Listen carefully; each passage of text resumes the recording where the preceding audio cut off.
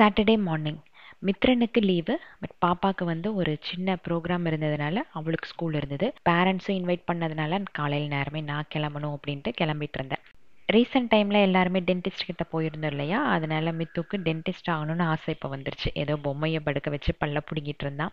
அது ரொம்ப ஃபேமஸான டென்டிஸ்டாக, அதனால ஒரு கயிறு வேற கட்டி விட்டுருக்கான். க்ரௌடு வந்து உள்ளே வந்துடக்கூடாது, ஒருத்தராக வரணும் அப்படின்னு. சின்ன வயசில் இதே மாதிரி நிறைய விளையாட்டு கசின்ஸ் கூட சேர்ந்து விளையாடுவோம் இல்லையா. இப்போல்லாம் நினச்சி பார்த்தா லைஃப் அதே ஏஜில் இருந்தது தான் நல்லா இருந்திருக்கும்னு தோணுது. ஸோ காலையில் பிரேக்ஃபாஸ்ட்டுக்கு ஒரு தோசை, ஒரு கப்பில் ஃபுல்லாகவே வந்து முருங்கைக்கீரை நிறைய போட்ட ஒரு சாம்பார், கொஞ்சம் மாம்பழம், இதுதான் எடுத்துக்கிட்டேன். டயட் அப்படின்னா இதுதான்.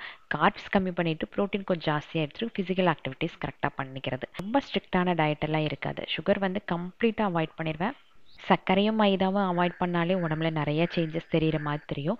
ஸோ அன்றைக்கி மித்தும் வரேன்னு சொன்னால் அவனையும் கூப்பிட்டு அப்படியே ஸ்கூலுக்கு கிளம்பியாச்சு. ஃபங்க்ஷன் நல்லபடியாக இருந்தது.